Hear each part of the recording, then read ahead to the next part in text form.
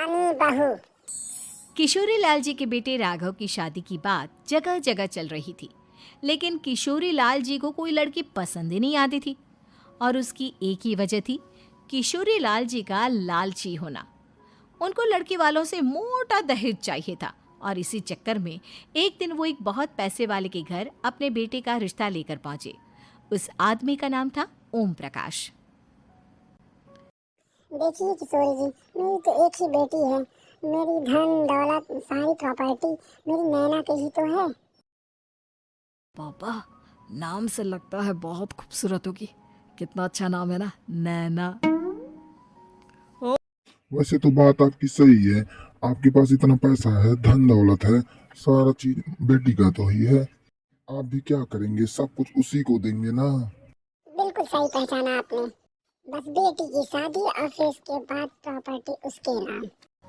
पापा, बिना देखे हाँ कर दीजिए ना। इतना अच्छा रिश्ता फिर कहाँ मिलेगा, माला माल हो जाएंगे हम।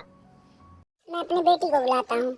अरे नहीं नहीं, आपकी बेटी का नाम नैना है, सुनकर ही पता चलता है बहुत सुंदर होगी। बुलाने को कोई ज़रूरत नहीं है। रहने दीजिए अंकल, मैं तो आपकी बेटी के नाम से ही इतना खुश हो गया हूँ कि उसे बिना देखे शादी करने को तैयार हूँ। अब तो मैं उसका चेहरा सीधे शादी के बाद ही देखूंगा।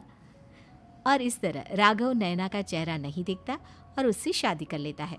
शादी के बाद अपनी सुहाग रात पर जब राघव नैना का घूंघट उठाकर देखता है तो नैना की आंखें बंद थी। कितने खूबसूरत हो तुम नैना, जरा अपनी आंखें खोलकर मेरी तरफ देखो तो सही। नहीं, मुझे शर्म आती है। अरे, मैंने तुम्हें शादी से पहले भी नहीं देखा, और अब अगर तुम आंखें खोलकर मुझे देखोगी भी नहीं तो मुझे अच्छा कैसे लगेगा। इससे पहले कि नैना अपनी आंखें खोलकर राघव की तरफ देखती, अचानक से लाइट चली गई और राघव नैना को पूरी तरह से देख भी नहीं पाया। अगली सुबह नैना राघव के लिए नाश्ता बनाकर लेकर आई। अरे ये क्या, आधा पराठा सीका हुआ है और आधा बिल्कुल कच्चा। ये तुमने क्या किया नैना? बहू, क्या तुमने आधा पराठा तवे के नीचे रखा था जो आधा सिका है और आधा कच्चा है? मुझे जितना दिखेगा उतना ही तो सीखूंगी ना पापा जी। जहाँ जहाँ मुझे नजर आ रहा था वहाँ मैंने सीख लिया, और जहाँ जहाँ नहीं दिखा वहाँ कच्चा रह गया होगा। इसका क्या मतलब है? ये कैसा मजाक कर रही है तुम? अरे बहू, तुमने इतना लंबा घूंघट क्यों लगाया है? अरे देखो, हमारे घर में बहुओं को बेटी की तरह रखा जाता है और तुम तो इतना माल लेके आई हो। अरे देखो, ये घूंघट डालकर रखने की कोई जरूरत नहीं है। हाँ नैना, पापा जी ठीक कह रहा है, तुम तो आराम से रहो, अपना ही घर समझो। नैना अचानक से अपना घूंघट उठा लेती है। अरे ये क्या पापा, नैना की तो एक आंख फूटी हुई है। नाम से अरे नैना, तो कानी बहू निकली। मेरे साथ धोखा हुआ है, धोखा। बिना दिखाए अपनी कहानी लड़की मेरे संग ब्याह दी। मुझे कहानी भी नहीं चाहिए। मुझे अभी ओम प्रकाश जी से बात करनी होगी।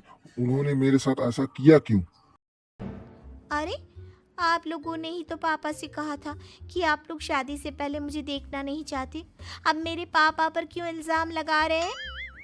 अरे लेकिन उन्हें बताना तो चाहिए था ना कि तुम कहानी हो, एक आंख से तुम्हें दिखाई नहीं देता। किशोरी लाल और राघव नाराज होकर ओम प्रकाश को अपने घर बुलाते हैं। पापा जी, ये आपने क्या किया? शादी से पहले बताया क्यों नहीं कि नैना की आंखों में परेशानी है? अरे आपने ही तो लड़की देखने से मना कर दिया था। लेकिन आप बता तो सकते थे। आपको तो हमारी बेटी की प्रॉपर्टी चाहिए थे, वो भी पूरी की पूरी। अब क्या हुआ? अगर उसे आधा दिखाई देता प्रॉपर्टी तो आपको पूरी मिल गई ना। अरे ये क्या बात हुई? मेरी शादी प्रॉपर्टी से नहीं, आपकी बेटी से हुई है। ये तो पहले सोचना चाहिए था ना। तो हमारी प्रॉपर्टी देखकर तुम्हारी जबान लपलपा रहे थे। लेकिन मैं कानी लड़की को अपनी बीवी बनाकर नहीं रख सकता। पापा कुछ करिए ना आप। हाँ, करता हूँ। देखिए ओम प्रकाश जी, आप हमारे साथ ऐसा नहीं कर सकते। अगर तुमने हमारी बेटी के साथ रिश्ता तोड़ा ना तो जो प्रॉपर्टी हमने तुम्हें दी है वो तो लूंगा ही, वो तो पूरी लूंगा ही, और आधी प्रॉपर्टी तुम्हारे में से ले लूंगा। अरे मेरी आधी प्रॉपर्टी भला क्यों लेंगे आप? इसलिए कि हमारी बेटी को आधी नजर आती है और हमारी बेटी आपकी जायदाद आधी देखी है। तुम लोग अगर उसे घर से निकालोगे तो कुछ न तो कुछ लेके जाएगी ना। और अगर आपकी बेटी को हम लोग अपने घर की बहू बना के रखे तो? तो जो तुम्हारी प्रॉपर्टी हो तुम्हारी रहेगी, बस जो मैंने दिया है उसमें से आधा लेके जाऊंगा।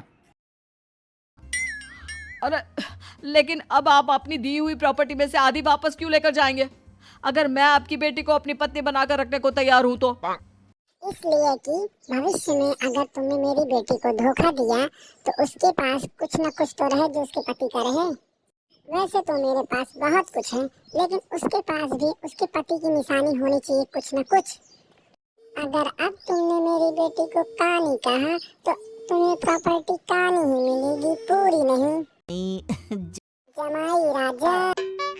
किशोरी लाल और राघव समझ चुके थे कि वो बुरी तरह फंस चुके हैं और अब उनके पास वहां से निकलने का कोई चारा नहीं है। अब समझ में आया ना, लालच बुरी बला होती है। एक तो तुम्हें प्रॉपर्टी मिली, ऊपर से बीवी मिली, उसमें तुम्हें नखरे भी दिखाने हैं।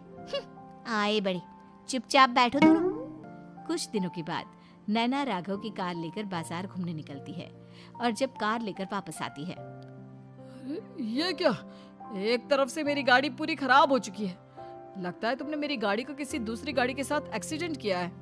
अरे अरे, कितना बड़ा नुकसान कर दिया है तुमने बहू। वो क्या है ना पापा जी, मुझे एक आंख से दिखाई नहीं दे रहा था, सामने से गाड़ी आ रही थी। मुझे तो सिर्फ आधा ही दिखाई दिया और वो गाड़ी मेरी कार से रगड़ते हुए निकल गई। अब मैं क्या करूं बताओ?